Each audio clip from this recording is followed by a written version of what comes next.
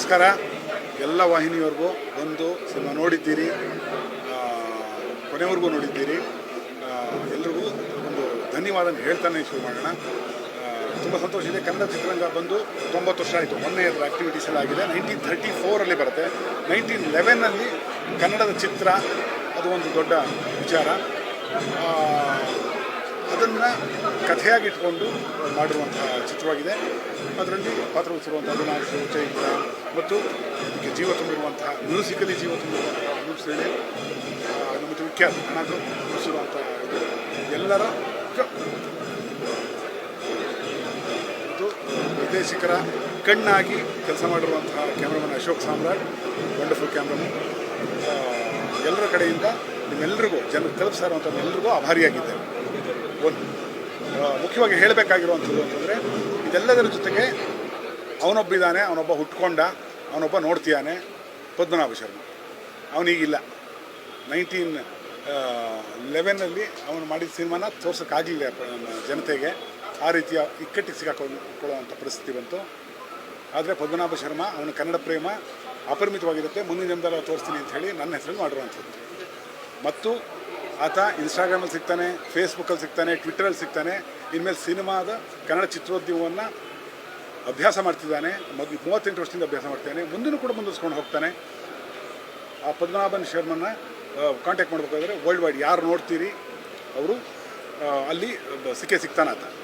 ಅವನದೇ Padmanabha Sharma 1911@gmail.com ಅವನ email ID ಸಿದ್ಧನಿದ್ದಾನೆ. ಅವನು ಪ್ರತಿಯೊಂದು ಸಿನಿಮಾಗೂ ಇನ್ಮೇಲೆ ರಿವ್ಯೂ ಮಾಡೋಕ್ಕೆ ಶುರು ಮಾಡ್ತಾನೆ.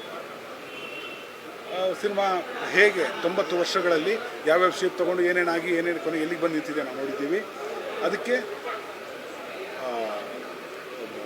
ಉತ್ತರವಾಗಿ ಯಾವ ರೀತಿ ಚಿತ್ರ ಬೇಕಿದೆ, ಯಾವ ರೀತಿ ಚಿತ್ರ ಮುಂದೆ ಕರ್ಕೊಂಡು ಹೋಗುತ್ತೆ, ಜನನ ಥಿಯೇಟ್ರಿಗೆ ಎಳಿಬಹುದು ಅನ್ನೋದಕ್ಕೆ ಒಂದಷ್ಟು ರೂಲ್ಸ್ಗಳಾಗಬೇಕಾಗತ್ತೆ. ಅಂದರೆ ನಾವು ಇದುವರೆಗೆ ಏನು ನಂಬ್ಕೊಂಬಂದಿದ್ದೀವಿ ಅದು ಎಲ್ಲೋ ಒಂದು ಹಳ್ಳ ಹಿಡಿತಿದೆ ಅನ್ನೋ ಟೈಮಲ್ಲಿ ಈ ಥರದೊಂದು ಚಿತ್ರ ರೂಪಿಸ್ಬೇಕು ಅಂತ ಹೇಳಿ ಕನ್ನಡದ ಪ್ರೇಮಿ ಪದ್ಮನಾಭ ಶರ್ಮಾ ಅವನ ಕನಸನ್ನು ಸಾಕಾರ ಮಾಡುವ ಚಿತ್ರವಾಗಿದೆ.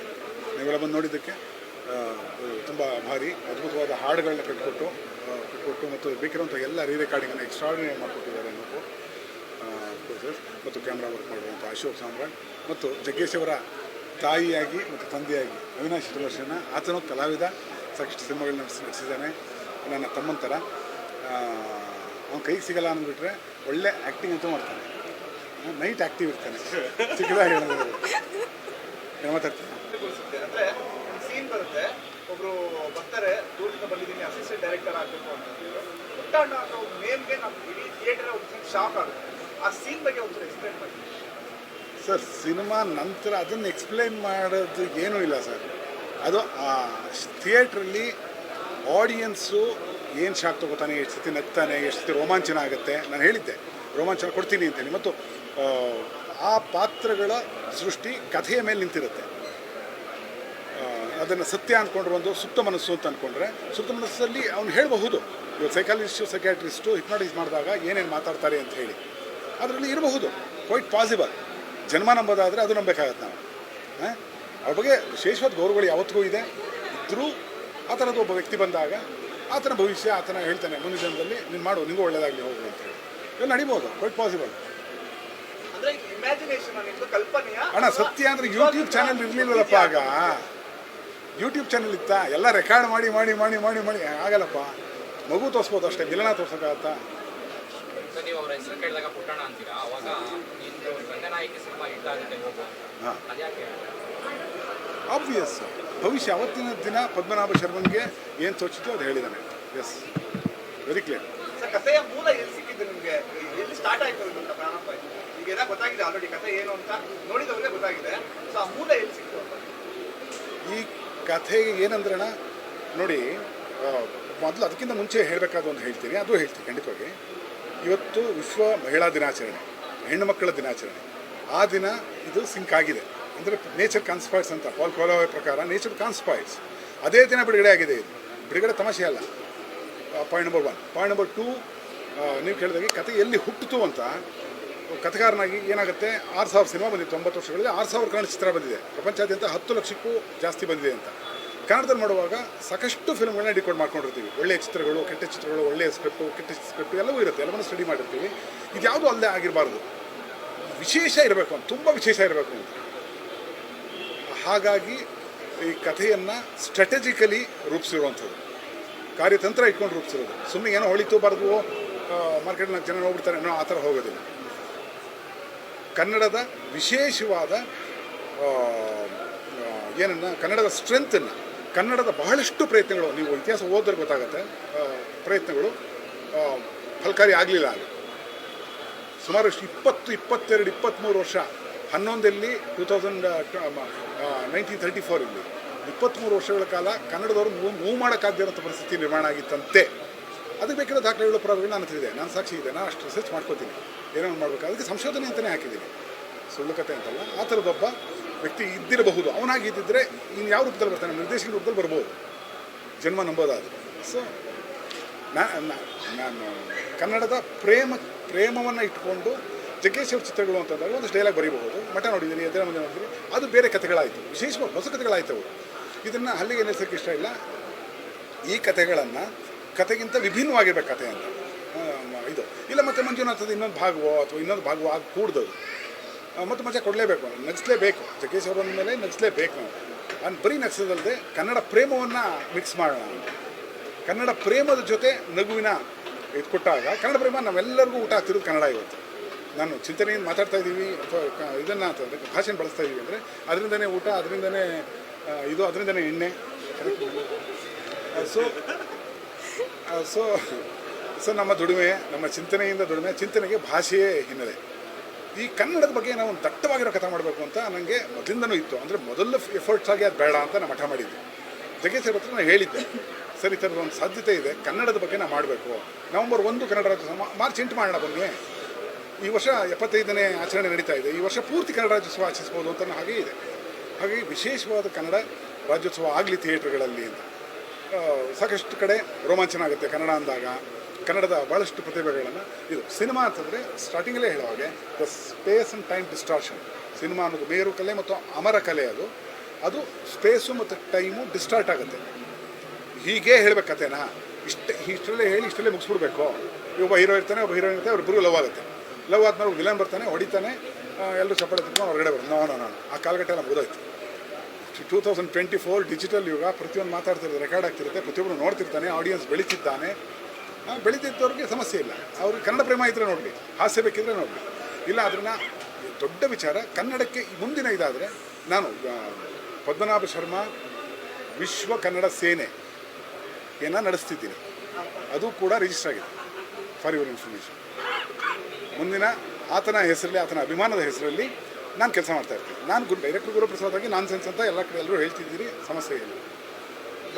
ನಿರ್ದೇಶಕ ಸಿನಿಮಾದಲ್ಲಿ ತೋರಿಸಿರುವಂತಹ, ಕಾಣಿಸ್ಕೊಡುವಂತಹ, ತಯಾರು ಮಾಡುವ ಪಾತ್ರವಾಗಿರುವಂತಹ ಪದ್ಮನಾಭ ಶರ್ಮಾ ಒಂದು ಮಹಾನ್ ಕನ್ನಡ ಪ್ರೇಮಿಯು.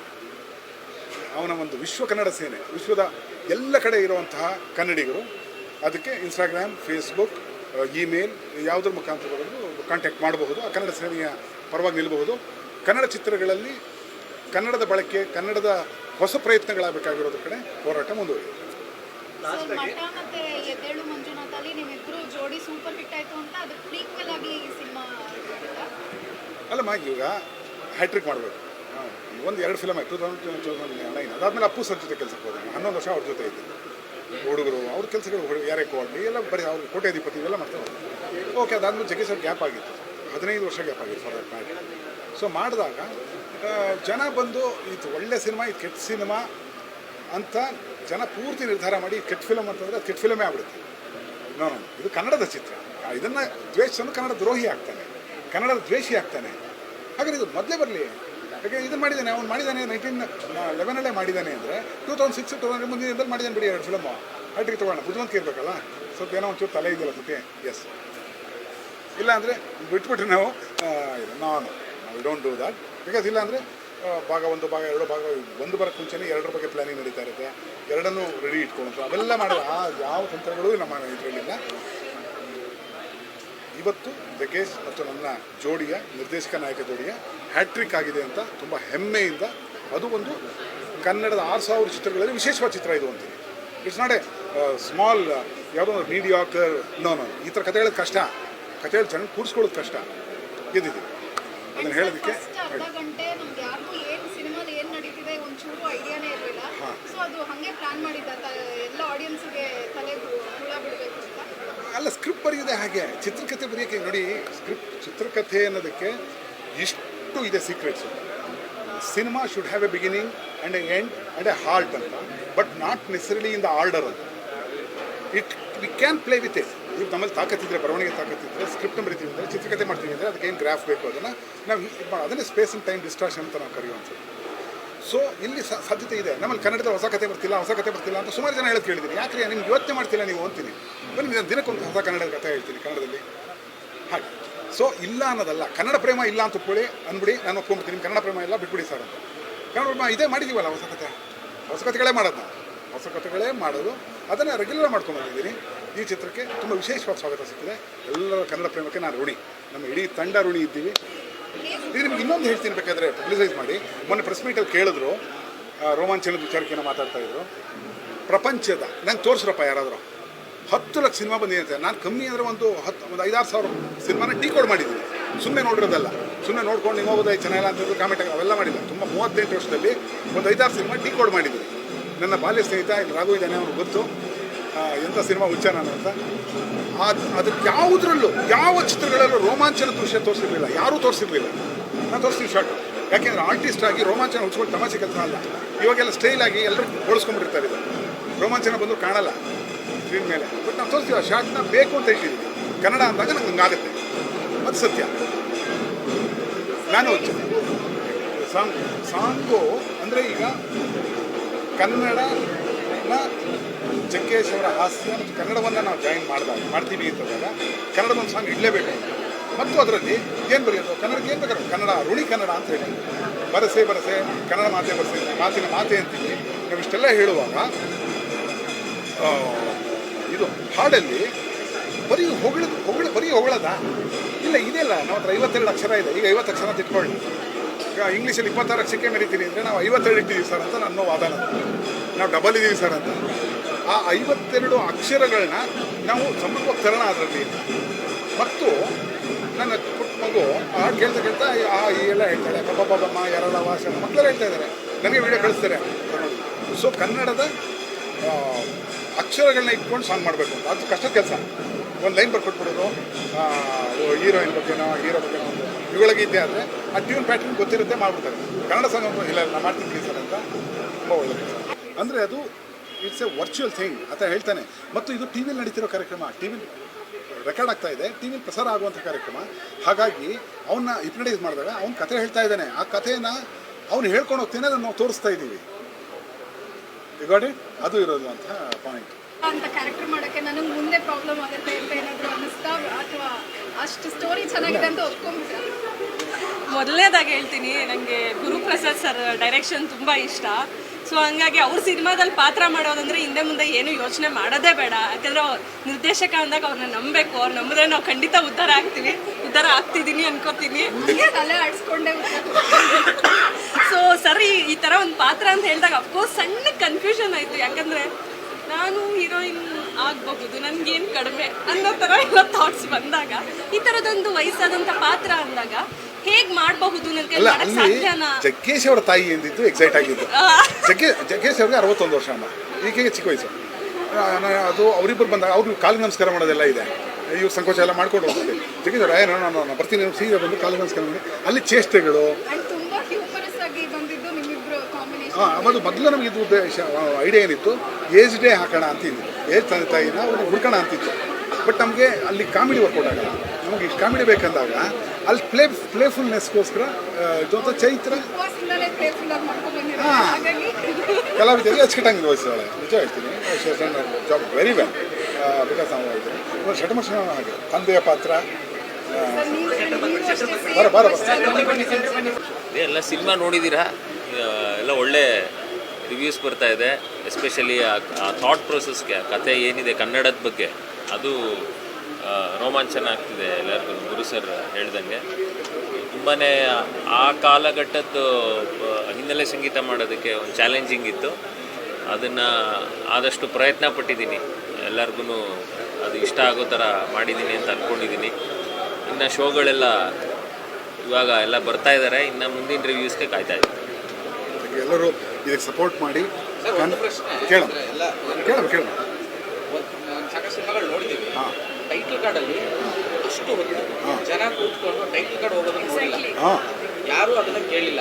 ಬಟ್ ಇದಕ್ಕೆ ಕೊನೆಗೆ ಸತಿ ಸುಲೋಚನಾ ಬರೋವರೆಗೂ ಹೌದು ಹೌದು ಶಿಳ್ಳೆ ಹೊಡೆದ್ರು, ಚಪ್ಪಾಳೆ ಹೊಡೆದ್ರು.